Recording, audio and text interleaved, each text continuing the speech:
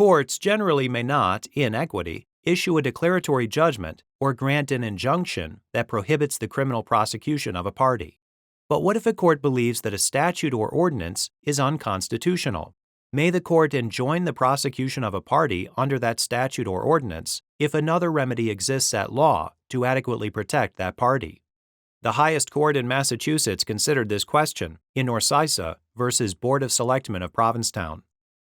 In 1973, Pamela Norcisa opened a retail clothing store in Provincetown, Massachusetts.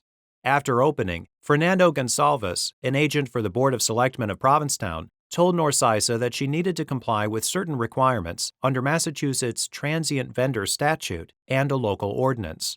Specifically, Gonçalves told Norcisa that she needed to apply for both a Massachusetts and a town transient vendor's license, furnish a $500 bond to Massachusetts, and pay a $200 license fee to the town.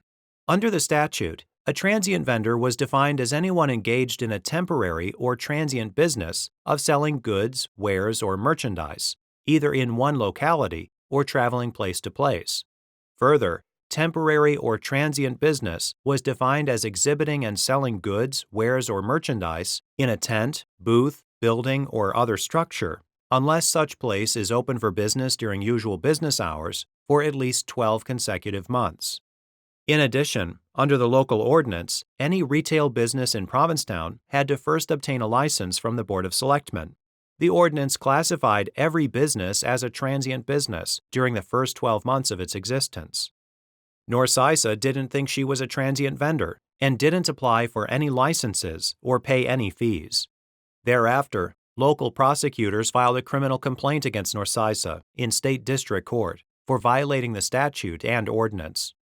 Subsequently, Norcisa sued the Board of Selectmen of Provincetown based in equity in state probate court, seeking a declaratory judgment and injunction. The court issued a declaratory judgment that Norcisa and her business weren't within the scope of the statute, and enjoined Provincetown, its agents, servants, and employees from prosecuting Norcisa.